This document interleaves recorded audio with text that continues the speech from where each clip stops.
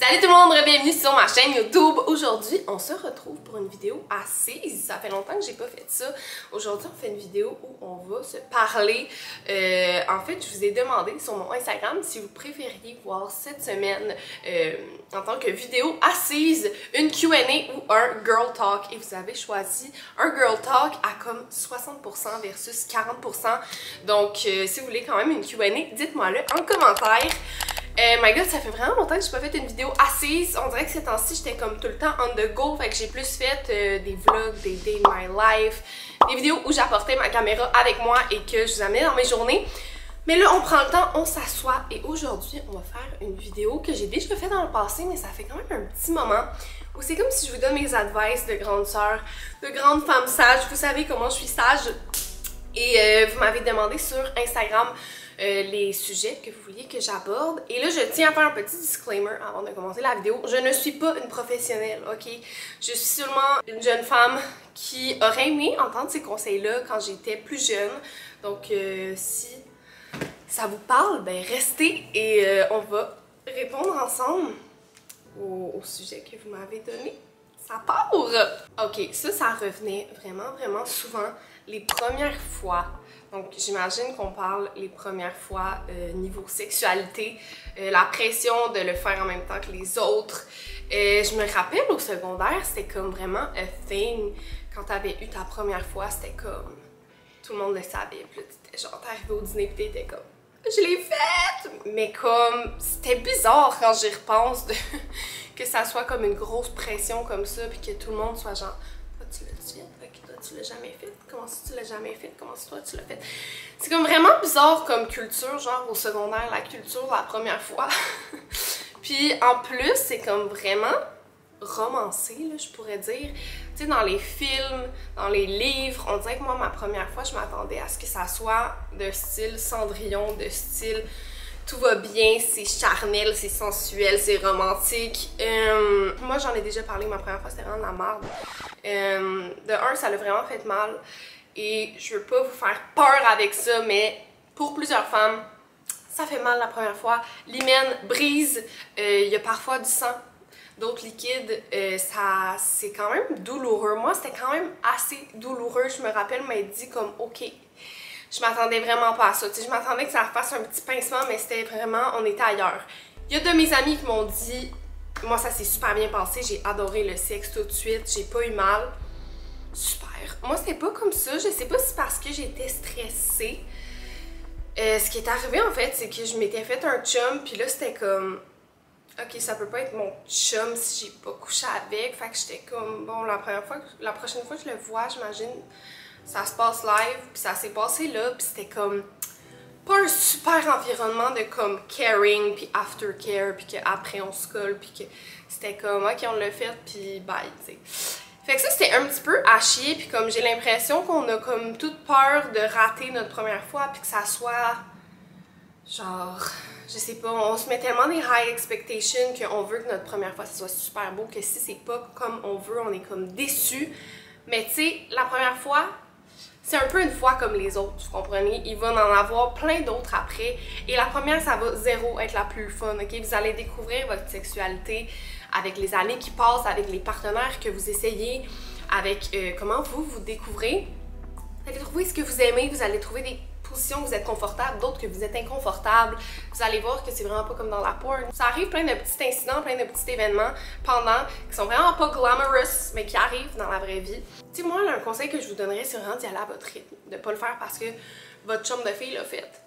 Mais si votre première fois n'est pas magique, c'est normal, ok? C'est complètement normal et il va avoir d'autres fois. Après, il y avait déjà quelqu'un qui avait dit ça dans un podcast quand j'étais genre au secondaire. Je pense que c'était comme Karine Saint-Michel qui avait dit ça, puis j'étais comme, hey, c'est tellement vrai. Genre, ça m'avait tellement fait la peine d'avoir comme raté ma première fois. Puis quand elle a dit ça, j'étais comme, yo, c'est fucking vrai. Genre, c'est juste une fois comme une autre, puis comme c'est vraiment pas elle. Quand je pense à la sexualité, je pense pas à ça, là, tu sais, c'était pas quelque chose que j'ai vraiment enjoy à faire.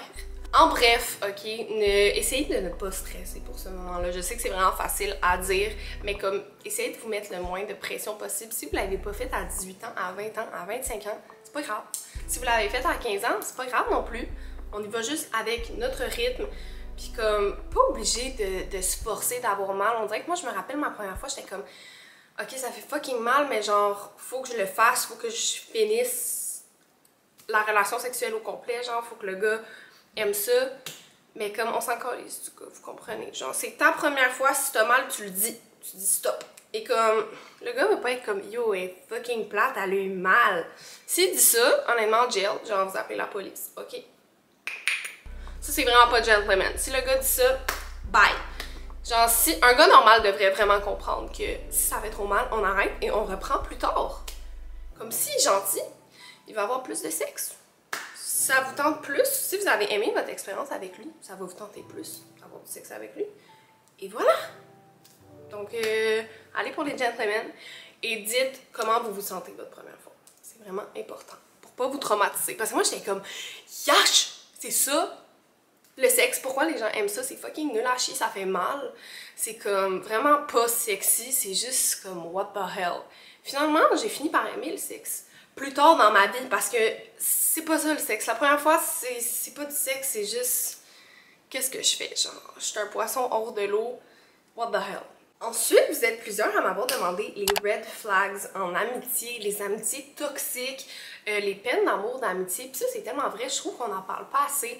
Genre des peines d'amour, d'amitié, tu sais, de perdre une amie, ou peu importe parce qu'elle est toxique ou parce que ça a des toxic behaviors, mais que tu mets fin à une relation amicale, ça fait tellement mal. Genre, ça fait autant mal qu'un break-up avec une personne avec qui tu étais en couple. Genre, ça fait vraiment mal. Je me rappelle avoir perdu comme ma meilleure amie du primaire, secondaire, genre à mi-secondaire.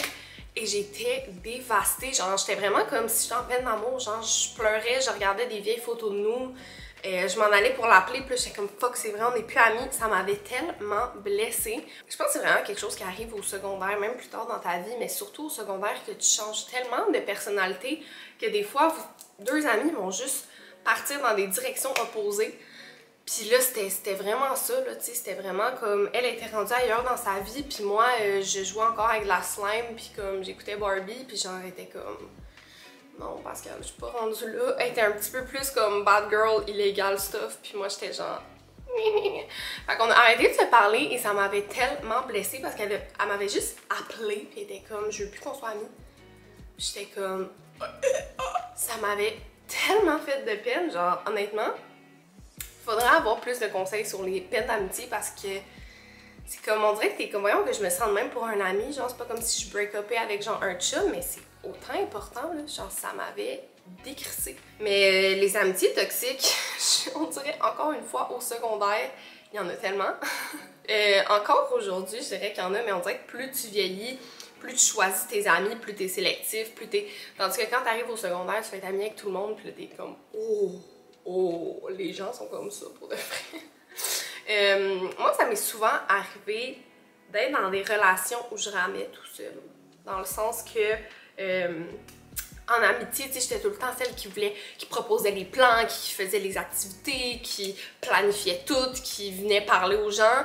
Puis à un moment donné, ça m'a comme vraiment hit que j'étais comme, si j'entretiens pas ces relations-là avec ces gens-là, est-ce qu'ils vont revenir vers moi? Et souvent la réponse c'était non, tu sais, j'étais comme ok, je vais arrêter d'en parler une semaine, voir si il y a des activités qui se donnent, s'ils vont m'appeler, s'ils vont... Et finalement, pas tant que ça, puis ce qui m'a vraiment encore plus ramassé, c'est quand j'ai commencé les réseaux sociaux, j'ai commencé à être plus connue, et là, toutes ces amies-là revenaient vers moi, et là, esti qui voulaient me voir, puis esti qui voulaient passer du temps avec moi, puis faire des activités, puis venir chez moi, puis là, j'étais comme...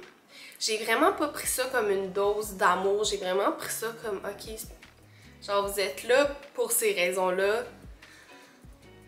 Puis j'avais raison dans le fond de comme cut off ces personnes-là, puis ça m'a tellement, genre j'ai vraiment frappé un mur là quand j'ai commencé les réseaux sociaux. J'ai commencé les réseaux sociaux en secondaire 4, donc secondaire 4-5, j'ai comme perdu, là, je dirais, plus que le 3/4 de mes amis.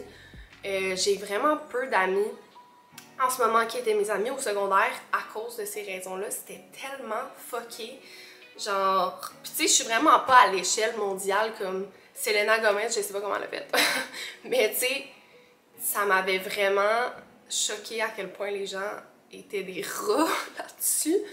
Puis j'ai perdu beaucoup d'amis. À un moment donné, genre, je savais plus à qui parler, je savais plus quoi faire.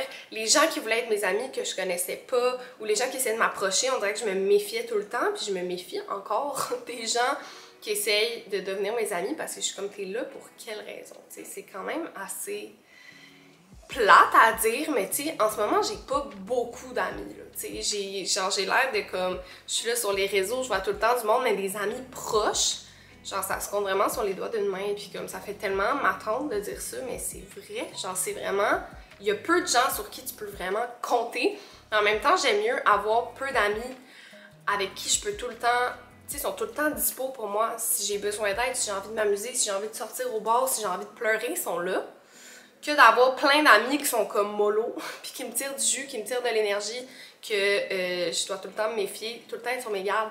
Ça suce du jus et je n'ai plus le temps pour ça. Genre, ça m'a tellement fait du bien de réaliser ça, tu sais, après avoir dû faire le deuil, que comme, j'avais pas un calice d'amis au secondaire. Bon, j'en avais, mais comme, vraiment peu. Puis après ça, de bâtir des vraies relations, ça m'a tellement fait du bien. J'étais comme, ok, au moins, ces personnes-là, je peux vraiment compter sur eux et comme ça va être parfait. C'est vraiment 50-50, c'est donnant-donnant, genre je t'invite une fois, tu m'invites une fois, je planifie telle activité, tu vas planifier telle activité, je suis triste, tu vas me rassurer, toi t'es triste, je vais te rassurer, tu sais. Comme ça, moi ça c'est mon genre d'amitié parfaite dans ma tête que c'est ce qui fonctionne. On dirait qu'en amitié, on a comme plus peur de genre mettre ses boundaries parce que je sais pas, on dirait que les amis, on le laisse plus passer, tu sais, parce que tandis que, mettons, un partenaire amoureux, t'es comme constamment avec, fait que tu sais, s'il y a quelque chose qui te gosse, tu le dis tout de suite, tandis qu'un ami, tu laisses ça passer, tu laisses ça passer, tu laisses ça passer, tu laisses ça passer, mais à un moment donné, ça devient lourd, là, tu sais, des amitiés qui sont toxiques, ça peut te gruger quand même beaucoup d'énergie, une partie de ta vie, vraiment plate. Fait que, ouais, moi, je conseille de le dire et que si ça ne vous convient pas comme amitié, ciao bye ma guétaille, ça va faire mal sur le coup, mais c'est comme un plaster qu'on arrache. On veut plus de vrais amis en petite quantité que beaucoup d'amis en qualité de marde. D'ailleurs, je parle beaucoup de secondaire, de période du secondaire dans cette vidéo-là parce qu'il y a tellement de gens qui m'ont parlé, qui m'ont demandé en fait de parler du parcours du secondaire. Puis j'ai comme l'impression que les stades où que j'ai parlé, ça se passe beaucoup au secondaire. Au secondaire, il se passe tellement de choses. Genre, à chaque année, c'est tellement un gros bond que tu fais en tant que personnalité, style vestimentaire, de quoi t'as l'air, les relations que t'entretiens, genre tout change à chaque année.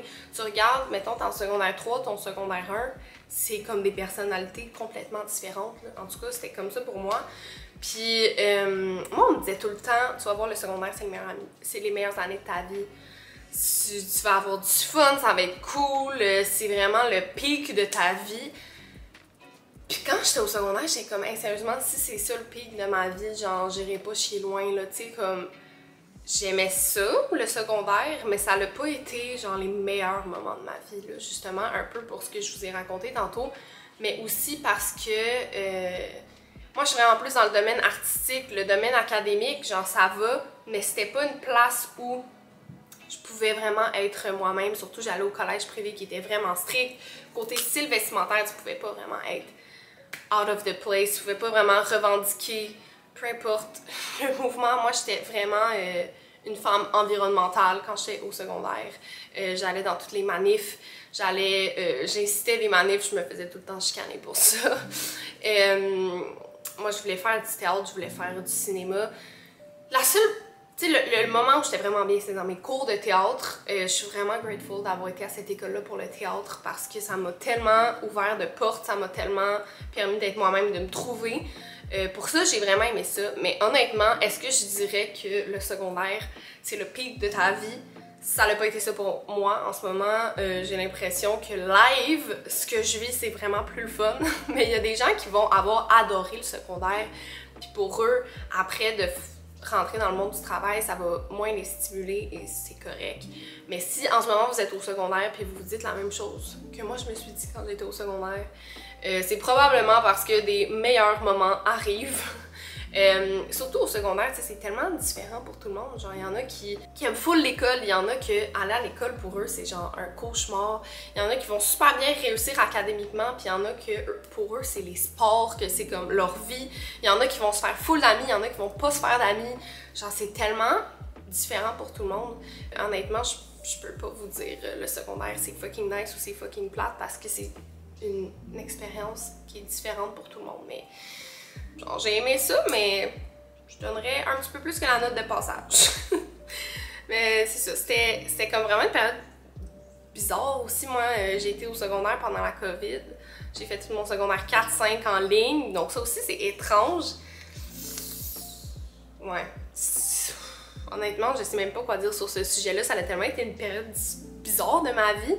J'ai eu des troubles alimentaires, il y a eu la COVID, j'ai commencé les réseaux sociaux, genre c'était tout le temps des comme yeah, fucking nice, fucking nul à chier, fucking nice, fucking nul à chier. Fait que, étrange moment. Vous allez aussi trouver vos styles vestimentaires vraiment fuckés. Quand je regarde des photos de mon secondaire, je suis comme mais ça fait en sorte que t'apprends sur toi-même, tu trouves ta propre personnalité. Je pense que c'est vraiment dans ces moments-là que tu commences à découvrir qui tu es. Fait c'est positif pour ce côté-là. Oh my god, il y a tellement de gens qui m'ont demandé aussi pour les menstruations. Puis il y a plein de gens qui m'écrivaient « Oh my god, moi j'ai des menstruations fucking douloureuses. Moi j'ai pas encore eu mes menstruations. Est-ce que c'est normal? » Of course, je suis pas médecin, ok? Mais ça a tellement été une grosse partie de ma vie, les menstruations. Genre, j'ai tellement eu de issues avec ça que je peux vous parler de moi, ce qui s'est passé. Premièrement, j'ai eu mes règles vraiment tard, puis il n'y a pas de moment où c'est comme ok, là, à cet âge-là, faut que j'aille mes règles. Ça arrive quand ça arrive. Je pense que je les ai eues à comme ouais, peut-être 15, presque 16, genre. Fait que c'était quand même tard, mes amis les avaient vraiment eu avant. Mais par contre, j'étais tout le temps vraiment très stressée, fait que j'étais très maigre, fait que je pense que à cause de ça, ça les a comme retardés, comme les gens qui font full de sport vont aussi avoir leurs règles retardées, selon ce que j'ai lu. Puis, je me suis presque tout de suite mis sur la pilule contraceptive. Ça d'ailleurs, c'est un tout autre sujet, mais what the fuck. La pilule contraceptive, ça a tellement joué avec ma vie, là, ça n'a aucun sens. J'en ai pris une en commençant, c'est encore celle que j'ai aujourd'hui d'ailleurs. Quand j'ai commencé à la prendre, j'avais remarqué des petits effets secondaires, là, comme une prise de poids qui m'avait vraiment complètement fait freaker. Je sortais de l'anorexie, puis là j'ai commencé à prendre ça, puis là je me voyais comme... Je pense pas que c'était une prise de poids, mais plus j'étais comme enflée du visage, des jambes, des seins. Je trouvais ça, genre ça me faisait capoter. Quoi d'autre que j'avais eu? Il y a plein d'effets secondaires, là. Il y a des filles que ça va leur faire arrêter les boutons, il y en a que ça va leur faire des boutons dans le dos, ça va faire grossir les seins, ça va faire prendre du poids, ça va faire maigrir. Genre ça dépend vraiment de la pilule que vous prenez ou n'importe quel effet contraceptif puis de la personne que vous êtes. Mais j'en avais essayé un autre au cours ça fait 1 an et demi, genre, que j'avais essayé une nouvelle. Et celle-là n'était pas du tout pour moi. Puis j'imagine qu'il y a des filles, des femmes qui prennent une pilule qui est pas pour elles, puis ils pensent que c'est ça la pilule, puis que c'est normal d'avoir ces effets-là. Mais c'était horrible pour avoir eu ma première pilule qui fonctionnait bien et la deuxième qui était horrible. Genre, honnêtement, j'étais plus moi-même. Genre, j'en ai reparlé avec Zoé il y a pas longtemps, puis il était comme, je te reconnaissais plus. Genre, je ne faisais que pleurer. J'étais au bout de ma vie, genre, j'avais envie de me faire du mal, là. C'était vraiment triste, comme, on dirait que j'étais rendue genre en dépression pendant le temps que j'ai pris cette pilule-là. Puis c'était une question d'hormones, tu sais, ça balançait pas bien avec mes hormones, mais genre c'était à un point où comme c'en était dangereux, là, tu sais. Puis ça, j'en ai tout de suite parlé à un médecin parce que j'étais comme, ok, clairement c'est ça, genre j'ai commencé à me sentir dépressive dès que les effets ont rentré de cette pilule-là. Je l'ai arrêtée, puis genre j'ai retrouvé ma personne, je suis rendue super heureuse, tout allait bien, productive. Genre, c'était vraiment comme 2 mois différentes, là. Genre, c'était vraiment horrible. Fait que si vous prenez un médicament comme ça, que vous voyez des side effects qui sont beaucoup trop intenses, pour ce que ça devrait être, parlez-en à votre médecin parce qu'il y a tellement de moyens de contraception dans le monde, genre vous allez trouver celui qui vous fit si vous voulez en prendre un. Mais ouais, trouver sa bonne pilule, c'est parfois long, genre faut parfois en essayer une coupe, une fois que vous avez trouvé celle qui vous fait. Gardez celle-là. Mais ouais, il y a aussi beaucoup de femmes qui ont décidé d'arrêter de la prendre justement pour comme rester naturelles, rester eux-mêmes, essayer de voir leur vie sans hormones. Puis ça, honnêtement, genre j'ai hâte d'être rendue à ce stade-là parce que c'est vrai que ça change quand même beaucoup ta personne. Genre c'est vrai que pour l'avoir vu avec l'autre pilule, c'était vraiment bizarre. Genre j'ai comme l'impression que je connais pas mon corps si je prenais pas cette pilule-là, genre comment je serais, est-ce que genre je perdrais du poids, est-ce que je prendrais du poids, est-ce que je serais plus heureuse dans ma vie, je sais pas. Puis c'est tellement chiant que genre c'est juste les femmes qui doivent prendre ça, c'est juste les femmes qui ont des contraceptions, genre les hommes ont le condom. Puis même à ça, tu peux leur demander de le mettre, ils vont chialer. Et il y en avait des pilules contraceptives pour hommes, mais ça a été banni en fait parce que les hommes avaient des migraines et des maux de ventre. Bref, ouais, pauvre eux. Fait qu'on est comme pognés avec tout le fardeau. Honnêtement, si vous ne voulez pas en prendre, là, pis que vous voulez, genre, juste ne pas en prendre, parlez-en avec votre partenaire. S'il comprend pas, ciao, bye! Parce que ça se peut que vous vouliez pas en prendre, genre, je comprendrais totalement, je valide. Prenez ce qui vous fait sentir bien. Moi, je suis juste vraiment tout le temps, j'ai très peur d'être enceinte. Ça me terroriserait, je ne veux pas d'enfant, du moins pas tout de suite. Je sais même pas si j'en veux plus tard dans ma vie. Fait que moi, c'était comme un no-brainer que je prenne une pilule. Mais si j'étais plus à l'aise avec ça, je dirais à mon chum, regarde, tu vas porter un condom puis fermer ta gueule. La la la! C'est pas à mon corps de souffrir et de me détériorer pour ton plaisir. Ça se dit! Ok, là on a le sujet de la libido. Encore une fois, je suis pas médecin, je tiens à le dire avant chaque extrait parce que je veux être sûre que je me fais pas poursuivre par l'ordre des médecins. Mais une fille qui dit la libido, je suis une femme de 18 ans et j'ai moins de libido que mon chum. On dirait que j'entends souvent ça que les gars ont vraiment plus de libido que les filles. Je sais pas si c'est vrai, si comme... Je sais pas si les gars ont une certaine pression de tout le temps avoir de la libido, tout le temps avoir le goût, sinon c'est comme mal vu. Mais ça arrive de pas avoir la même libido que ton partenaire. Honnêtement, ça m'étonnerait d'entendre quelqu'un qui est comme moi, à chaque fois que j'ai envie, mon partenaire a envie. Genre, on est sync, on est tout le temps sur la même longueur d'onde.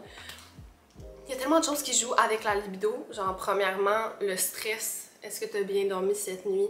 Est-ce que tes pensées sont ailleurs? Est-ce que tu prends un médicament qui te coupe la libido? Par exemple, des antidépresseurs, ta libido. Même des pilules contraceptives aussi, ça peut enlever ta libido. Il y a plein de facteurs.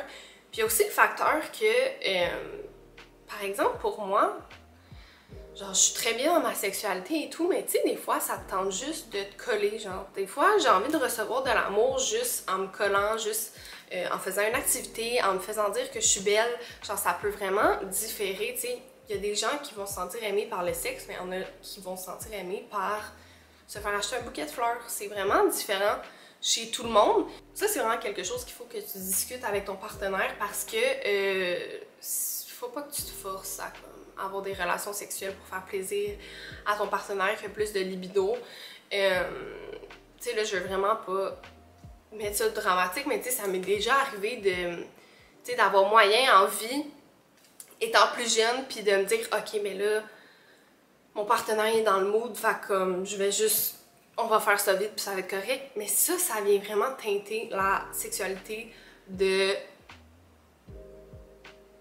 Ça coupe le plaisir, genre, ça donne plus envie de le refaire, ça donne pas envie d'essayer des choses. C'est vraiment mieux d'en parler, puis d'être comme, hey, on va le refaire quand ça va me tenter. Puis quand ça tente, c'est 1000 fois meilleur pour les deux. Tu sais, j'imagine que si tu as une relation sexuelle avec quelqu'un, pis ça paraît un peu qu'il est comme pas dans le mood, j'imagine que ça doit pas être super fun. Tu sais, genre, I guess que ça paraissait quand ça me tentait pas full, tu sais, j'étais pas Genre, c'était vraiment pas une agression sexuelle ou rien. Genre, c'est moi qui ai été consentante puis qui a dit « Ok, on va le faire ». Mais j'imagine que c'était, je sais pas, ça doit paraître un peu que j'étais pas tant down. Puis ça doit être moins fun que si j'étais super comme « Ah ouais, ça part ». Fait que c'est mieux d'en parler, honnêtement, parce que sinon ça donne justement pas envie d'avoir de relations sexuelles. Tu vas comme repousser le moment, tu vas overthink le moment. Ok, mais là ça va encore être tenté à soir, puis là, est-ce que moi ça va me tenter à soir ou est-ce que je vais encore un peu me forcer comme la dernière fois? Est-ce que, genre, non, non, on se complique pas la tête avec ça, on le dit. Parler aussi des love language. Est-ce que toi, comment tu te fais sentir aimé, c'est par telle affaire? Ou est-ce que c'est par le sexe? Toi, t'aimes mieux le sexe à quel moment de la journée? Qu'est-ce que t'aimes dans le sexe? Qu'est-ce qui te fait plaisir? Est-ce qu'il y a un compromis entre les deux? Si ça me tente pas d'avoir une relation sexuelle complète, on peut peut-être juste faire des préliminaires. Il y a plein de choses qui se parlent comme ça. Et je pense que ça va venir réguler la libido des deux. De mieux se comprendre. C'est vraiment important d'en parler de ça. Genre, moi, aujourd'hui, je suis vraiment contente d'être capable de mettre mon pied à terre puis d'en parler, justement. Parce que c'est ça, ça vient vraiment teinter les relations sexuelles de quand on n'en parle pas. Je voulais aussi parler de se sentir pas productive, avoir un day off, fear of missing out. Ces temps-ci, ça m'est tellement arrivé, surtout avec l'école qui recommence. Je pense qu'il y a beaucoup de gens qui se sentent comme ça. Tu sais, de sentir que tu dois tout le temps accomplir quelque chose, que tu dois tout le temps être quelque part, que tu dois tout le temps achieve un but. C'est épuisant à la longue, ça tire du jus, ça n'a aucun sens. Il faut prendre des days off. Et là, je vous le dis pas juste à vous, je me le dis à moi aussi. Honnêtement, je parlais de ça aussi avec Zoé la semaine passée. Genre juste de prendre une sieste, je me sens mal. Genre, juste de comme rien faire, je me sens super coupable. J'ai comme l'impression que j'aurais pu plus travailler. Surtout, je suis travailleur autonome, donc moi j'ai pas de boss qui me dit aujourd'hui tu rentres pas, ok demain tu rentres de telle heure à telle heure, après ça t'arrêtes.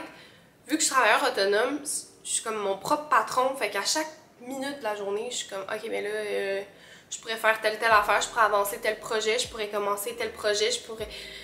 Et ça devient essoufflant, surtout les événements, tu sais, je suis invitée à des super beaux événements, puis je me sens comme mal de refuser ça parce que qui refuserait un aussi beau événement, qui refuserait d'aller à tel endroit? C'est comme le rêve à tout le monde d'être invité à des places comme ça. Mais des fois, je suis juste brûlée. Genre, des fois, je me brûle à un point où comme me faire une toast, c'est rendu exigeant, tu sais. Puis quand tout est devenu exigeant comme ça, quand juste aller te brosser les dents, t'es comme... Ok, ça va me prendre de l'énergie. Ça, c'est vraiment pas bon signe. Ça veut dire assis-toi, fais une sieste. Stop it. Puis justement, j'ai été en France la semaine passée avec Zoé. Puis là-bas, le train-train de vie est tellement plus slack, plus slow. On parlait de ça parce que c'est vrai que en Amérique, au Canada, c'est vraiment genre faut que tu travailles, c'est métro, boulot, dodo. Ça devrait pas être comme ça, là, la vie. Tu sais, quand je suis allée en Italie, à midi, tous les trucs sont fermés parce qu'ils font une sieste commune. Genre, tout le monde part chez eux puis ils vont siester. Quand on commençait le podcast la semaine passée en France, on partait à comme 8 heures puis on marchait une demi-heure pour aller à notre studio. Il y a rien qui était ouvert. Les cafés n'étaient pas ouverts, les restaurants n'étaient pas ouverts. Genre, les gens dorment, là. As you should. Le dimanche, rien n'est ouvert. Pourquoi? Les gens se reposent. Genre, ici, tout est ouvert de comme 6 heures le matin à comme aux petites heures du matin. C'est tout le temps tout ouvert, tout le monde travaille, tout le monde est stressé, tout le monde... Tandis que, genre, c'est pas ça qui fait une vie, là. Faut être capable d'enjoy chaque moment, tu sais. Comme je vous disais tantôt, les événements super fun. Il y en a qu'il faut que je refuse, mais quand je vais aller à celui que j'ai accepté, puis je vais vraiment l'enjoy, tu sais. C'est parce que je vais être au top de ma forme, ça va me tenter d'être là, puis je vais vraiment savourer chaque seconde, tu sais. Fait que non, les gens prenez des pauses, genre surtout là avec l'école qui commence, il y en a beaucoup qui travaillent, qui vont à l'école, qui ont même peut-être 2 travails, genre c'est intense, ok? Prenez du temps pour relaxer, allez au spa, bingez une série Netflix, faites-vous de la bonne bouffe, il faut, ok? Parce que sinon la vie est beaucoup trop compliquée. Genre moi je voudrais pas mourir demain matin puis me dire fuck j'ai juste travaillé dans ma vie. Il faut laisser place au plaisir. Donc c'est pas mal ce qui conclut cette vidéo-là. Je sais pas combien de temps la vidéo fait, mais j'ai comme l'impression que ça fait vraiment un bout que je parle. Puis en plus, vu que j'avais déjà fait une partie 1, il y a quand même beaucoup de sujets qui m'avaient demandé de toucher que j'avais déjà parlé auparavant. Donc vous pouvez aller voir la vidéo, je vais mettre le lien en description. Et sinon, on se retrouve la semaine prochaine pour une nouvelle vidéo. Si vous voulez une Q&A ou plus de vidéos assises, dites-moi-le. Moi j'adore faire ce genre de contenu-là. Donc laissez-moi savoir et on se revoit la semaine prochaine pour une nouvelle vidéo YouTube. Ciao!